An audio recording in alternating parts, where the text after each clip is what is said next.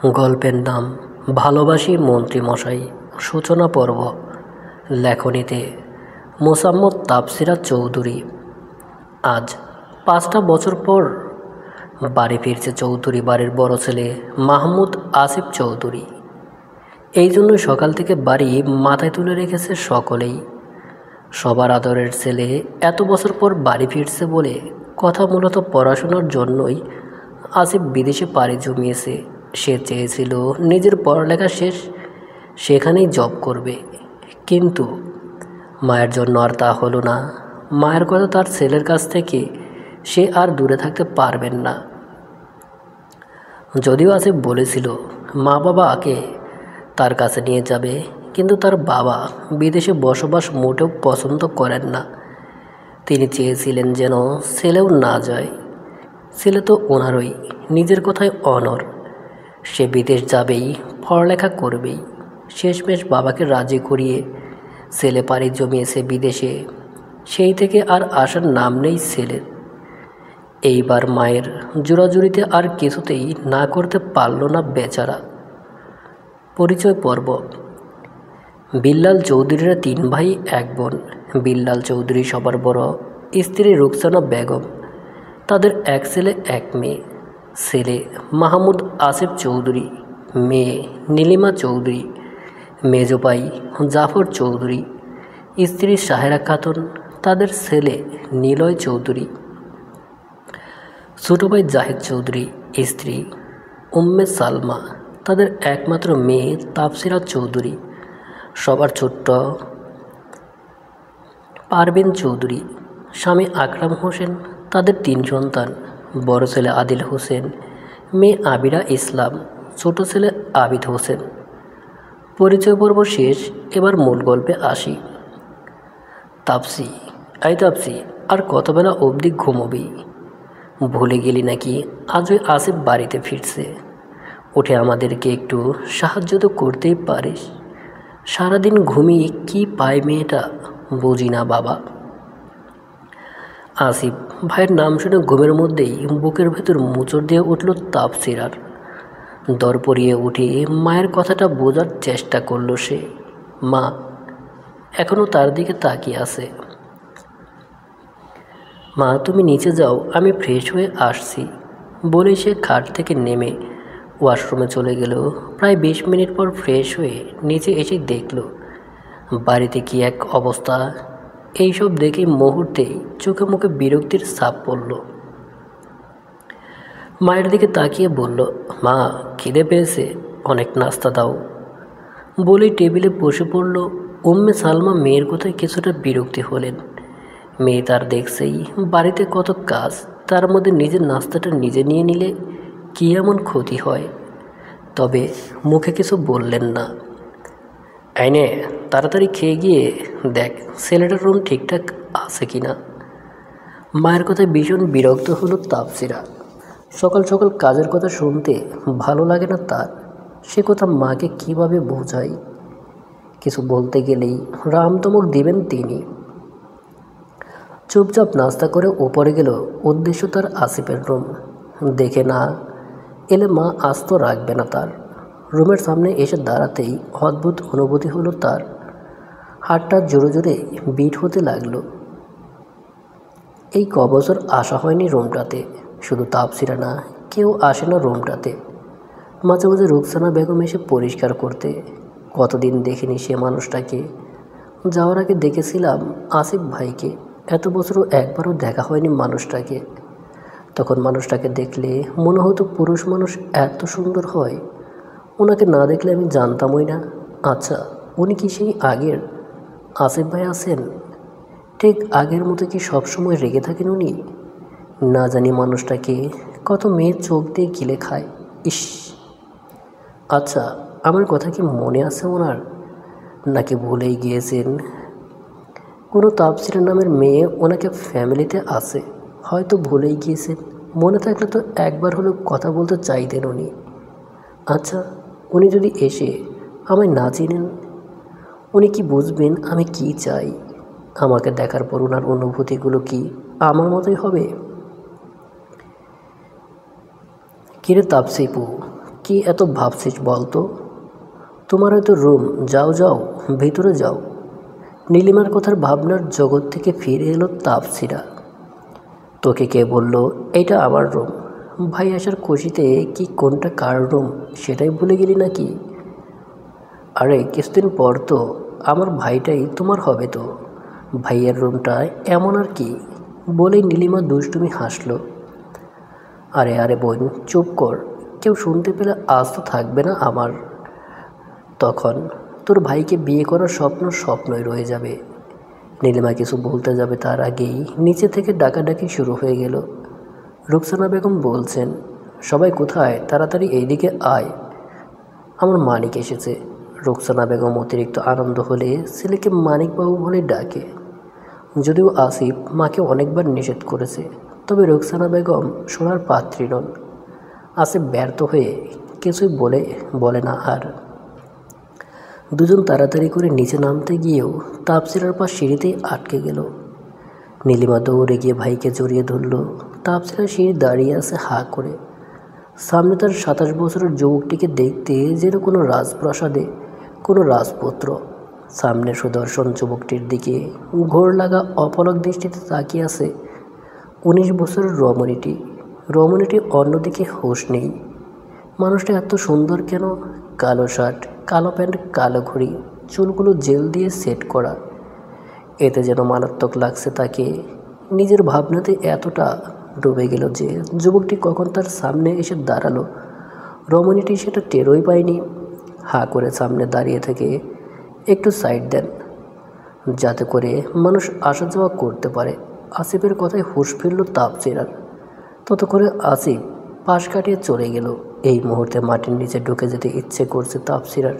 C, কি লজ্জাজনক ব্যাপার! যেখানে এক মুহূর্ত না দাঁড়িয়ে দৌড়ে নিজের রুমে চলে গেল সে। লজ্জায় লাল নীল হচ্ছে সে। কি ভাববেন আসিফ আমাকে নিয়ে? কেমন বেহায়ের মতো ড্যাব ড্যাব করে তাকিয়েছিলাম।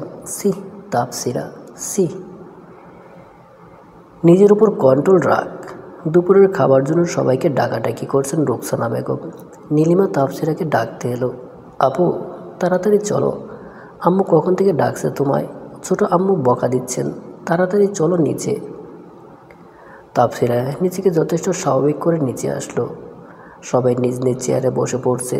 তাপসিরাকে দেখে রুকসানা বেগম এগিয়ে আসলেন। এসেছে চটপট, খেতে বস মা। সেই সকালে খেয়েছিস, খিদে লাগেনি বুঝি? তাপসিরা মুচকি হেসে নিজের চেয়ারে বসলো।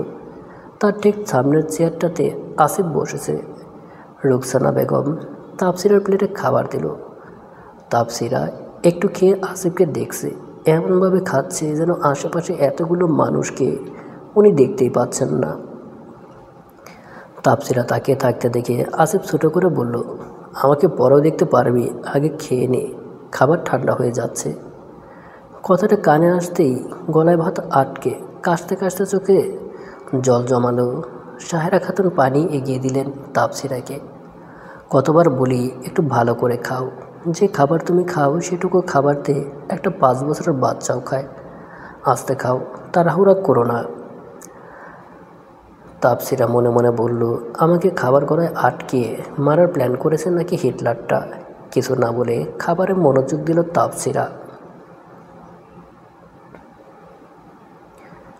তাপসিরার দিকে এক পলক তাকিয়ে চেয়ার ছেড়ে উঠে দাঁড়ালো আসিফ। কিরে, এতটুকু খেয়ে উঠে গেলি কেন? আমার খাওয়া শেষ, আমি রুমে যাচ্ছি, একটা কফি পাঠিয়ে দিও প্লিজ। বলেই সে আর দাঁড়ালো না, রুমে চলে গেল। খাবার শেষে রুকসানা বেগম রান্না করে গেল। কিছুক্ষণ পর হাতে এক মগ কফি নিয়ে ফিরে এলেন। যাতো মা, কফিটা একটু আসিফের রুমে দিয়ে আসতো, যা। কাকে নীলিমাকে দাও না আসিফ ভাইকে কফিটা দিয়ে আসতে। মেয়ের কথা শুনে উম্মে সালমা রেগে তেড়ে আসলেন। এই মেয়ে, ঘরের কোন কাজটা তুই মন দিয়ে করিস বল তো? সামান্য কফিটা দিয়ে আসতে বললাম, বললো, তাও মুখের উপর না করে দিলি তুই। যা দিয়ে আয় কফিটা, আর একটা শব্দও যেন না শুনি আমি। তাপসিরা কথা না বাড়িয়ে কাকের হাত থেকে কফিটা নিয়ে হাঁটা ধরল। আসিফের রুমের সামনেই ভাবতে লাগলো তাপসিরা ভিতরে যাবে কি না। মা কাকিয়াকে কিছু না বললেও এখন সে রুমে কিভাবে যাবে চিন্তায় পড়ে গেল সে। আর বেশি না ভেবে হালকা দরজার নক করলো। সাথে সাথে ভেতর থেকে আসিফ বলল, ভেতরে আয়। তাপসিরা অবাক হলো, তাহলে কি আসিফ ভাই বুঝে গিয়েছে যে আমি বাইরে দাঁড়িয়ে আছি? যদি জানানোই তাহলে এতক্ষণ আমায় ভেতরে ডাকলেন না কেন? 7-5 ভাবতে ভাবতে রুমে প্রবেশ করলো সে। রুমে ঢুকে আরেক ধাপ অবাক হলো সে। এত পরিপাটি ছেলের রুম এই কি অবস্থা করে রেখেছে! সি সি, আনমনে বলে উঠল তাপসিরা। সে এগিয়ে গিয়ে বেডের সাইডে ছোট্ট টেবিলটায় কফিটি রাখলো। যখন সে চলে আসার জন্য পা বাড়ালো, পিছন থেকে হাতে টান অনুভব করলো সে। আমি কি যেতে বলেছি তোকে? আসিফের স্পর্শ পেয়ে কেঁপে উঠল তাপসিরা। চোয়াল ঝুলে পড়ল তার। হাতটা জোরে জোরে লাফাচ্ছে যেন এখনই বেরিয়ে আসবে। রীতিমতো কাঁপছে মেয়েটা। কি হলো? Answer me. মেকি ধমকে বলে উঠে আসিফ। আসিফের ধমকে কেঁপে উঠে মেয়েটা মিনমিন করে জবাব দেয়, না। তাহলে যাচ্ছিস কেন? তাপসিরা জবাব খুঁজে পেল না। ছোট্ট মাথাটা কাজ করা বন্ধ করে দিয়েছে। আসিফ ভাইয়ের স্পর্শ পেয়ে অদ্ভুত অনুভূতির নিঃশ্বাসের সাথে পাল্লা দিয়ে বাড়ছে। আসিফ আবারও বলল, কি করে? আমার হাতটা। আসিফ ভাই। তাপসিরা বলা মাত্র আসিফ হাত ছেড়ে কিছুটা দূরে গিয়ে দাঁড়ালো। সরি। তাপসিরা কিছু না বলেই তাড়াহুড়া করে রুম থেকে বেরিয়ে গেল। তাপসিরার যাওয়ার পরে কিছুক্ষণ তাকিয়ে রইল আসিফ। কফিটা নিয়ে ব্যালকনিতে গিয়ে দাঁড়ালো সে। কফি শেষ করে কিছুক্ষণ ব্যালকনিতেই দাঁড়িয়ে থাকলো সে। রুমে ফিরে এসে লম্বা একটা ঘুম দিল। ঘুম থেকে উঠে হাত মুখ ধুয়ে ফ্রেশ হয়ে নিচে নামলো আসিফ। সবাই বসার ঘরে আড্ডা দিচ্ছে, তাপসিরা আর নীলিমা ছাড়া। রুকসানা বেগম ছেলেকে দেখে মুচকি হেসে বলল, কিরে, ঘুম কেমন হলো? ছবি আম্মু, ভালোই হয়েছে। একটু ক্লান্ত ছিলাম তাই এতক্ষণ ঘুমালাম। বলতে বলতে নিলয়ের পাশে গিয়ে বসলো। কিছুক্ষণ সবার সাথে আড্ডা দিয়ে উঠে গেল আসিফ। যাওয়ার সময় নিলয়কে উদ্দেশ্য করে বলল, কাজ না থাকলে আমার রুমে আয়, কথা আছে। বলে আসিফ রুমে চলে গেল। তার পিছু পিছু নিলয়ও আসলো। ভাইয়া বলো, কি কথা বলবা? দেখ নিলয়, তুই জানিস আমি রাজনীতি নিয়ে অলওয়েজ সিরিয়াস। আমি চাচ্ছি এবারের ভোটে আমিও নাম দিই। আমি জানি তো ভাইয়া, তুমি সবসময় ঠিক সিদ্ধান্তটাই নাও। আমি জানি এইটাও ভুল হবে না। সবাই ঠিক আছে, কিন্তু বড় চাচু, আব্বু, ছোটো চাচু, ওনারা যদি না মানে? সেটা নিয়ে চিন্তা করিস না। আব্বু চাচুদেরকে আমি ম্যানেজ করে নেব। তুই শুধু আমার পাশে থাকবি, বন্ধু প্লাস ভাই হয়ে। আমি সবসময় তোমার পাশে আছি ভাইয়া, সবসময়, সব কিছুতেই। একে অপরকে ছাড়া তো আমরা অসম্পূর্ণ। বলে নিল আসিফকে হালকা হাতে জড়িয়ে ধরল। আসিফ আর নিলয় এর সম্পর্ক ভাই কম, বন্ধু বেশি। বয়সের পার্থক্য বেশি নয়, 1.5 কি 2 বছর হবে। সবসময় একে অপরকে সাপোর্ট করে। দুই ভাই আরও কিছুক্ষণ রাজনীতি নিয়ে সমালোচনা করল। তার মধ্যেই চৌধুরী বাড়ির 3 কর্তা অফিস থেকে ফিরে এলেন। আসিফ আর নিলয় বসার ঘরে আসলো মাত্র, বাবা চাচুদের দেখে সেদিকে এগিয়ে গেল দুই ভাই। আসিফ বাবা চাচুদের সাথে সালাম দিয়ে কুশল বিনিময় করল। জাহেদ চৌধুরী বসতে বসতে বললেন, আসিফ সাহেব, এত বছর পর আমাদের কথা মনে পড়ল আপনার? আসিফ হেসে উত্তর দেয়, চাচু, জানেনই তো সব। আমি তো আরও আগে চলে আসতাম। সব কিছু গুছাতে একটু সময় লেগে গেল আর কি। ঠিক আছে, একবার যেহেতু চলেই এসেছো তাহলে আর যেতে দিচ্ছি না তোমাকে। আসিফ হাসলো, শুধু উত্তর দিল না। এর মধ্যেই টেবিলে রাতের খাবার রেডি করে ফেলেছেন 3 গিন্নি। এদের কেউ যা বলে না। 3 জনকে দেখেই সবাই বলে 3 জন মায়ের পেটের বোন। তখন তারাও হেসে বলে, আমরা আসলেই বোন। রুকসানা বেগম তারা দিলেন, তাড়াতাড়ি আসো সবাই, খাবার ঠান্ডা হয়ে যাচ্ছে। উম্মে সালমা গিয়ে তাফসিরা আর নীলিমাকে ডেকে নিয়ে আসলেন। সবাই মিলে পিনপন নীরবতা বিরাজ রেখে খাবার চিবোচ্ছে। নীরবতা ভেঙে আসিফ বলে উঠল, বাবা, আমি চাই এবার রাজনীতিতে আমি নামটা দিই। আপনি কি বলেন? কথাটা শুনে বিল্লাল চৌধুরী ছাড়া সবাই অবাক চোখে তাকালো আসিফের দিকে। বিল্লাল চৌধুরী আগে থেকেই জানতেন ছেলের রাজনীতির প্রতি ঝোঁক আছে। আর এখন ছেলের যথেষ্ট বয়স হয়েছে, নিজের ভালো কিছু নিজে বুঝে, তাই তিনি অমত করবেন না। তাপসিরা খাবার মাঝে ভীষণ খেলো। চোখ বড় বড় করে তাকালো আসিফের দিকে। রুকসানা বেগম রেগে মেগে ছেলের দিকে তাকিয়ে বললেন, আমি চাই না তুমি রাজনীতি করো, আমার ছেলের কিছু হলে আমি মানতে পারবো না। আসিফ তার বাবার দিকে তাকিয়ে আছে। সে জানে তার বাবা অমত করবেন না। তখন বিল্লাল চৌধুরী বললেন, ঠিক আছে, তুমি রাজনীতি করতে পারো, তবে শর্ত হচ্ছে সবসময় সৎ পথে থাকতে হবে তোমাকে। আর রাজনীতির কারণে যেন আমার ছেলে আর পরিবারের কারো ক্ষতি না হয়। রুকসানা বেগম আরও রেগে গেলেন স্বামীর কথা শুনে। উনি ভেবেছিলেন বিল্লাল চৌধুরী ছেলের কথায় মত দেবেন না। ছেলেকে না বুঝিয়ে মাথায় তুলছ ওকে। কেমন বাবা তুমি, যে ছেলেকে জেনে শুনে বিপদের মুখে ঠেলে দিচ্ছ? রুকসানা, এত চিন্তা করছো কেন? তোমার ছেলে কি বাচ্চা এখনও, নাকি ছেলের উপর বিশ্বাস নেই? স্বামীর কথায় রুকসানা বেগম চুপসে গেলেন, তবে দমে গেলেন না। আমার একটাই ছেলে, এত বছর দেশের বাইরে ছিল, এত বছর পর দেশে ফিরে তার যদি কিছু হয় আমি বাঁচতে পারবো না। আম্মু, আমার কিচ্ছু হবে না, চিন্তা করো না, আমি কথা দিচ্ছি কিচ্ছু হবে না আমার। চলবে। প্রিয় দর্শক, নতুন গল্পটা আপনাদের কেমন লাগলো তা অবশ্যই কমেন্ট করে জানাবেন।